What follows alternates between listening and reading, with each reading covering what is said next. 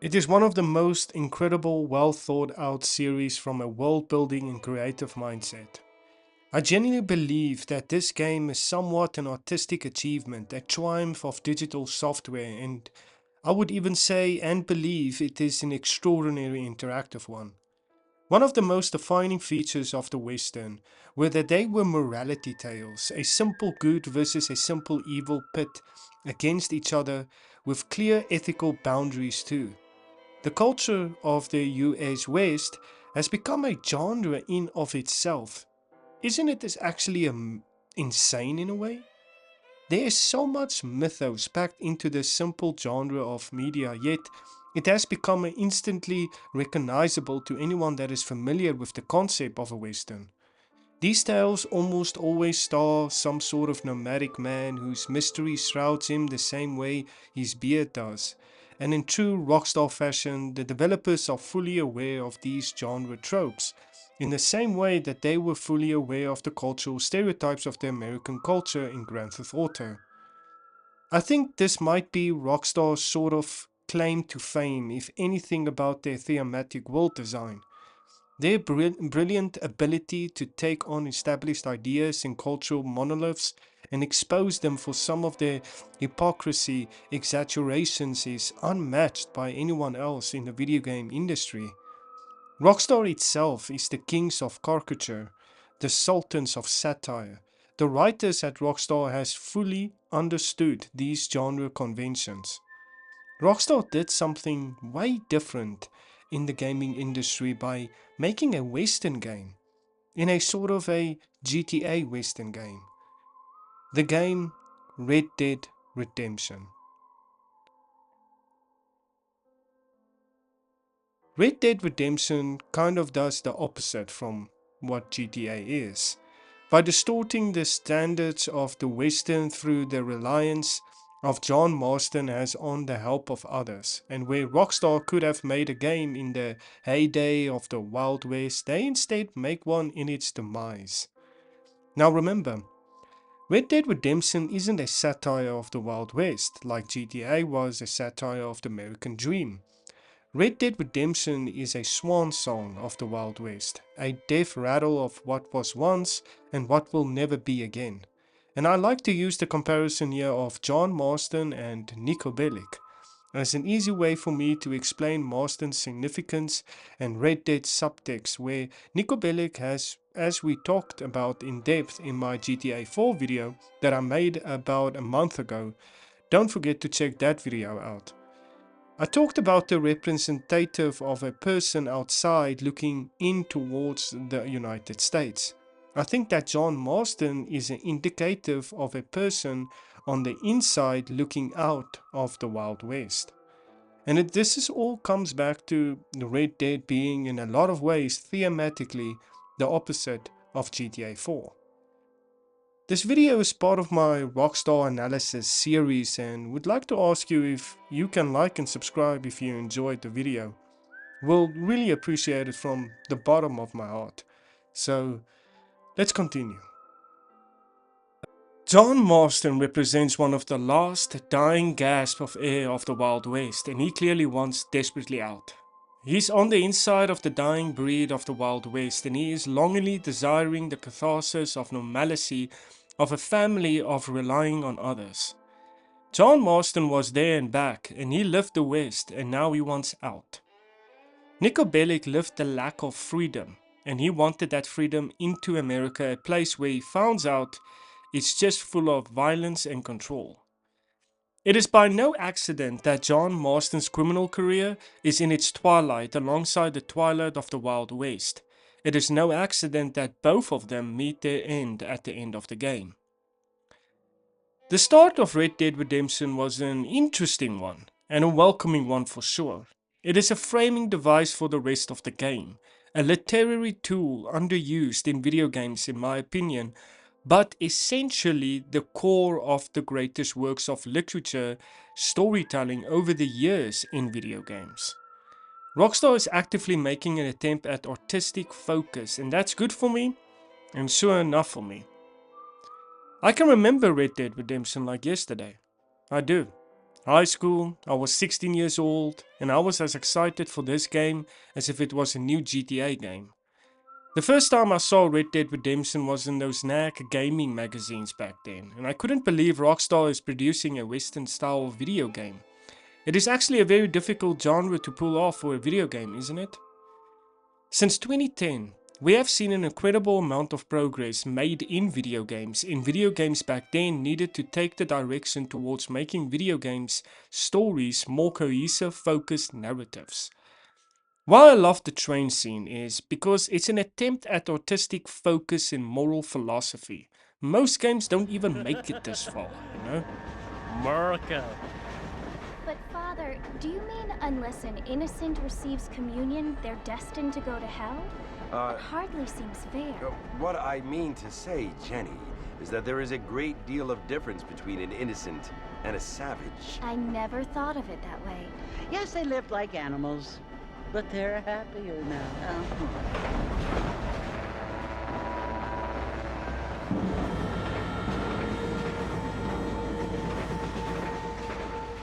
Not only do people now have motor cars, Father, but I heard that pretty soon we will be able to fly. No, only angels can fly, Jenny.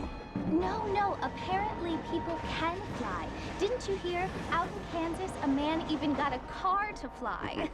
I hardly think so, Jenny. Getting off the train, we are met with good old Armadillo, and I loved Armadillo.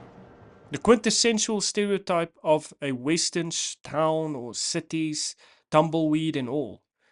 You have your saloons and you have your main street, you have your doctor's offices, your stables. It is whatever image you have of the Wild West of a settlement town. It's probably some version of this. By the intro of this game, you clearly see that Red Dead is dealing with heavy handed contrasting images. You were taught very simple things about John in the beginning. He did bad things in the past, and the government is making him hunt down the gang he did those bad things with. If he ever wants to be with his family again, and that gang is the Vandalin gang. Man, the Vandalin gang was sort of a mystery back then for me when I played it as a teen.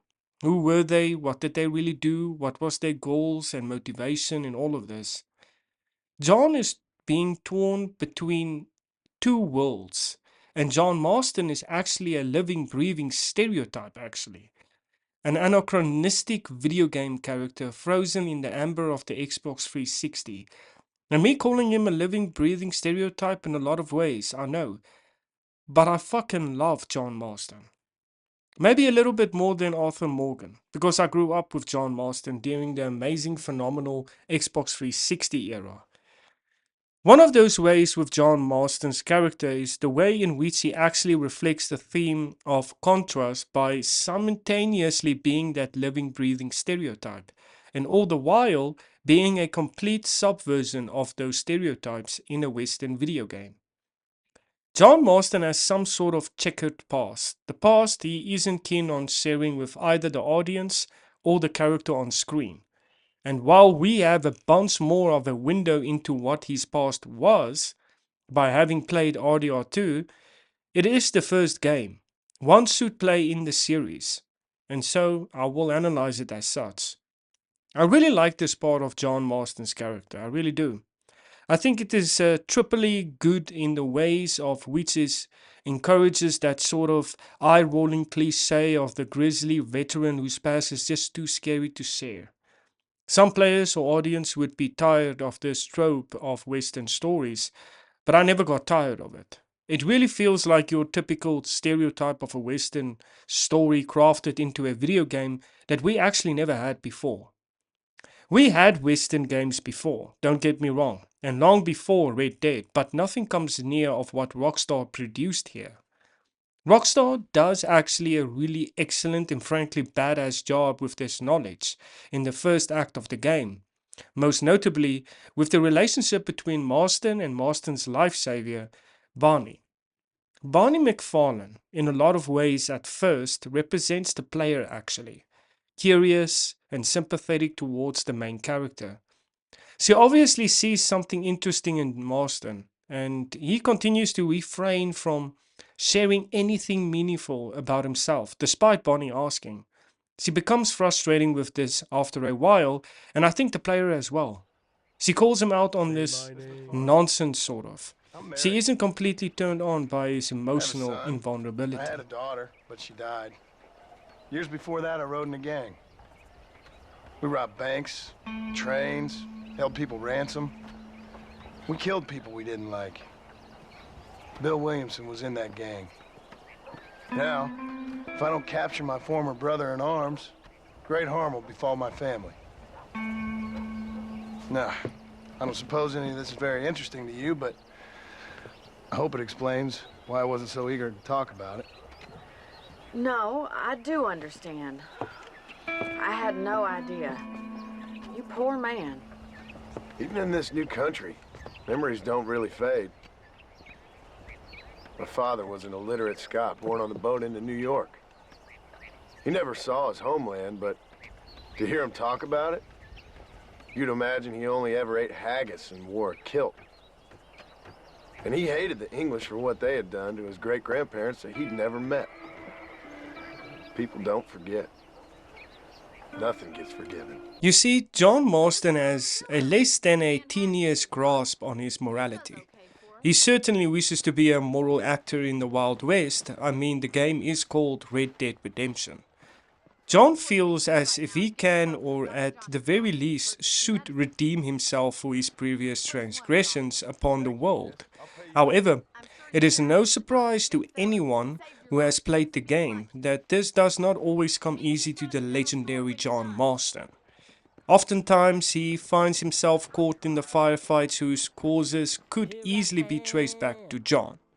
His whole mission, his repentance of his sins, is marred by more sins, more death, and by more harm. The game itself essentially is asking if there is a redemption arc even possible for someone like Marston. There is this idea that John Marston believes that he is something holier than those he used to bandit eyes with. This again, heavy-handed yet a valuable and valid attempt at an interesting character wrinkle. Just at the way he talks to Bill Williamson in the beginning of the game. I implore you.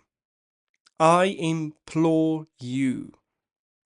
Isn't this the turn of the 20th century to talk like this? It is to essentially be flexing your intelligence, or at the very least, I can say your literacy.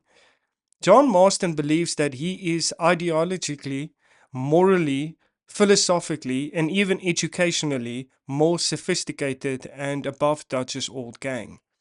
He believes that he can redeem himself by turning these men in and getting back to his family in the ways in which John wishes to be redeemed morally. However, there doesn't seem to be a path for him.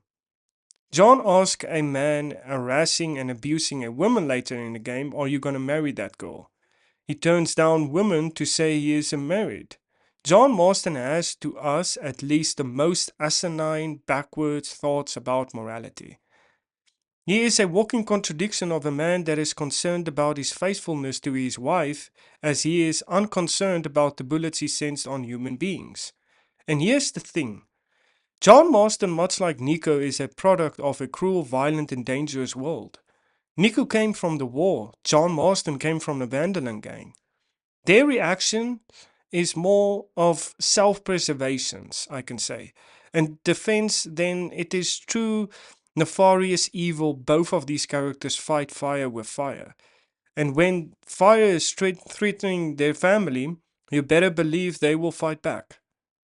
To these two, violence, it is a necessary mechanism of the cruel world they live in. It's not necessarily a joyful expression of their self, or both of them want normalcy, both want calm. John Marston desperately wants his family back, and that is the pure drive of motivation that he has in the background of the game itself. He is not against gunning down many people in order to achieve that goal. He is not a good person, at least not in a traditional utilitarian sense, I can say. But in the open world, John Marston can kill indiscriminately for the sake of killing. But I always just took it as a video gaming elements, and the story missions is pure canon for me. You have to remember, John Marston himself does not believe himself to be a moral person. In fact, he constantly talks about how much of a saint he is. Just isn't. John does, however, that he knows what is right for himself and his family. He believes himself one step removed from that of Dutch's gang. By the time the credits roll, Rockstar intends for the player to decide if Mr. Marston has accomplished any sort of redemption after all. Morality is often a matter of perspective, and that John Marston believes that he is in some ways a moral actor in the West. You see, Red Dead Redemption is a series so concerned with two entirely conflicting ideas. The first change is inevitable, and the second being that to America there's no path for criminals to experience change, not at all. These ideas are conflicting, but in a way that is problematic. They're conflicting just like America is almost conflicting. Just like the government is advertising themselves as the paragons of morality in the West. It is just like Dutch insist that they are doing the right thing despite taking casualties from innocent people. The conflict in contrast of these two ideas are the driving force of these two games. John Marston really doesn't represent the Wild West. He isn't the embodiment of the nomadic mythology so many of us grew up on. John is truly the last dying gasp of conventional freedom in the United States of America. His death signals to the country that there is no room for a changing of the abandoned lifestyle, but only its entire removal for the better or worse. Modernity is coming, and there is zero room for compromise. It's actually through this interpretation that we start to look back on how we talked about the legendary John Marston. He is neither cruelly pragmatic nor is he naively idealistic. Marston must, much like the series as a whole, is being torn between multiple philosophies. John Marston wants a family and a normal life beyond the West and peace, but he has to go through savagery first. I think a lot of players wasn't so satisfied with the whole Mexico setting and think that is a game lengthier by itself. But I loved the Mexico part, and it was truly hoping that it might have been an explored location in RDR2. It expanded John's character even more, and it gives this diverse setting apart from RDR2. Red Dead Redemption feels and it is a different game than what RDR2 is. A really, really good sequel, and RDR2 is a really, really good prequel. If it comes to the gameplay of Red Dead Redemption, it is different than RDR2, but not a lot. Horse riding does feel clunky in a way and awkward sometimes in some ways, and that is about it. The animation movement is enough, and it is still brilliant for a game from the Xbox 360 era. The shooting still feels good, the old Deadeye shooting still top notch for me. There is this one scene where you are in Mexico with John. And this scene itself, guys, made Red Dead Redemption 2. This scene is the reason why we have Red Dead Redemption 2. Just listen to this. No, hasn't yet. Say, why are you after him anyway? We're old friends. We was kind of educated together. So what is this, some kind of high school reunion sort of thing? Something like that. Well, you've killed people. You lived the life. That I have. And I tried to stop. I mean, I don't know. I tried to go straight. I did. I left the gang after the gang left me. Left me to die after I'd been shot. They'd all gone crazy anyhow. Our old leader, fella you probably heard of. Anyway, he more or less lost his mind, went and shot a bunch of people unfair like. I got shot in a robbery. They left me, and I left them. Well, that's how it goes.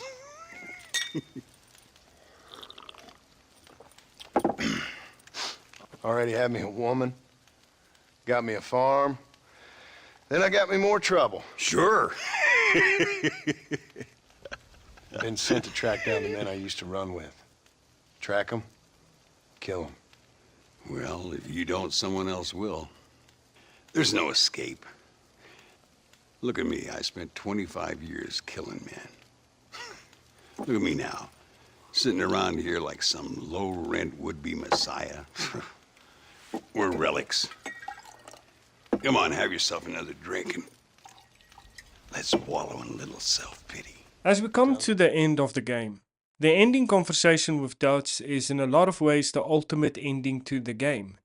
And while the game itself has a unique structure in terms of their lengthy epilogues, Dutch's descent is what really caps off the holistic ideological battle between John Marston and his past. It is without saying that this moment right here of the game is made just more infinitely better after replaying RDR2, especially in the ways in which Dutch revert back to the cult leader. He told John that he can't change and he cannot fight change. Just to witness that through all of these things these two characters went through. Their nature is their nature, it's not their nurture. I have realized that John's family won't change him. Killing Dutch won't change him, or won't change anything. You got to love the forward thinking from Rockstar with the Red Dead series, honestly. Dutch is a myth. He's a man spoken mainly in the third person. The only way you knew him from the Red Dead Redemption is via stories told to a person by a person who knew the person that knew Dutch Vanderlyn. Oftentimes, these stories are of his horrible, cruel actions. Other times, you hear about what a charismatic guy he is. Regardless, he is a man shrouded in a good deal of mystery as you play through the game, and crucially is once or twice removed from John due to him having to deal with the lower ranked members like Bill and Javier. And guess what, brothers? The story structure is very similar to GTA 4 actually. Our hero spends most of his time systematically hunting down 2 or 3 guys that are somehow linked to a mysterious trauma from his past. The difference, of course, is the character's motivations. Nico is intrinsically motivated. He feels a compulsion to find and understand these men so that maybe he can come to terms with what he experienced. John, alternatively, is extrinsically motivated. Insofar, his goal is strictly to find these men so that he can get back to his family and leave his old life behind. But it's John's completely intrinsically motivated here, specifically with Dutch. Dutch is a complete and utter hole in John's heart. A manipulative father who left for years, for which the son has still only conflicting feelings about. It is not so hard to believe or sympathize with survivors of emotional abuse to be sympathetic to their abusers. It happens all the time. I'm not making this stuff up, guys. It's true. At the end of the game, John even says to Agent Ross that he would kill Ross 100 times over before he killed Dutch. Well, it says a lot more about Ross than it does about Dutch, does it? It certainly implies that Dutch still resonates in John's soul to some degree. It encourages the player to think about John as a complex thinker, one that hasn't totally given up on Dutch's anachronistic Wild West sensibilities. Now, this isn't to say that John doesn't resent Dutch or even doesn't hate Dutch. He does. Dutch left him to die almost twice actually in the past. Dutch is a man turned evil by ideological disillusionment. And because of that, he still sees the man that housed and raised John. These things is near impossible to let go of. Dutch's entire world is paradoxical. Even he himself acknowledges this, certainly John and Javier too. They even had a good conversation about how Dutch's philosophies were just an excuse to justify their abandoned behavior and, crucially, that the whole gang knew this but continued along regardless. Dutch's whole perspective is that no matter what, personal freedom and liberty should overrule everything else. No matter what one should fight for, their right to exist in the way they choose to exist. At the end, Dutch believed that he was fighting the good fight, fighting against those that wish to control, and yet just before he falls, Dutch mentions about how John can't fight gravity, that he can't fight change, and he can't fight against the coming wave of modernity. And then he says, I can't give up neither. I can't fight my own nature. That's the paradox. John, you see, it is written right there, guys. That is it. Rockstar was absolutely concerned with the ways in which Dutch represented the entire paradox and contradiction of the 20th century outlaw. After taking down Dutch and returning to his family, this might actually be it for John. He did it. He made it. It's all over. But of course, however, as we all know, it wasn't. Just how Dutch warned John. Detective Edgar Ross turned on him and invades Beecher's Hope with the US Army of all things. Uncle dies, Jack and Abigail run, and then John Marston dies.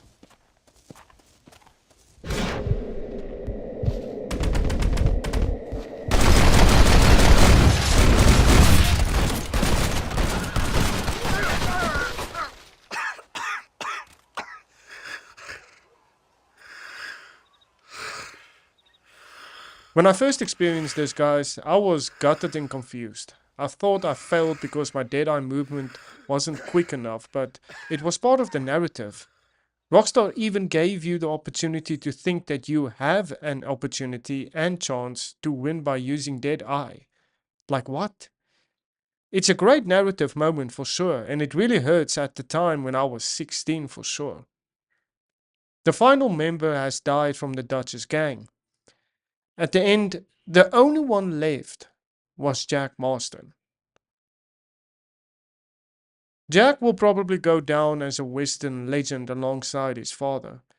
John Marston wasn't the last member of the Vanderland gang, as we all know. Sadie and everyone that went on and lived their normal lives. Jack Marston is actually the one that came out alive.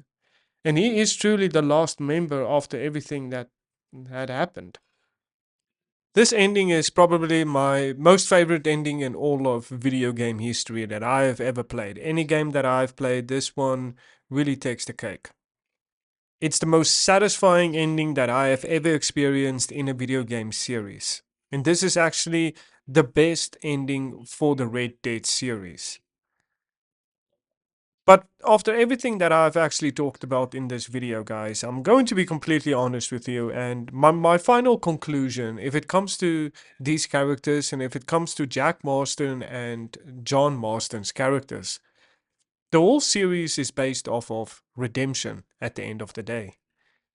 Both characters actually failed to fulfill Arthur's advice, which was go and don't ever look back. John looked back and seek revenge for Arthur, which eventually made him being tracked down by the Pinkertons and worked for him in RDR1. Even in the last mission of RDR2, we can hear clearly that even Charles questioned the decision to seek revenge. Do you think Arthur cares about revenge? Jack looked back and seek revenge for John. This whole thing is just gonna be a ironic loop, which whoever seeks revenge would eventually dies strategically, and Jack is not an exception, I'm pretty sure of that. If you made it this far in this video, I really appreciate it, and I really appreciate your support, and I really appreciate your time. Jack Marston goes on to kill Edgar Ross. Rockstar says one thing with this ending. Redemption breeds more redemption. Violence does not die with the West.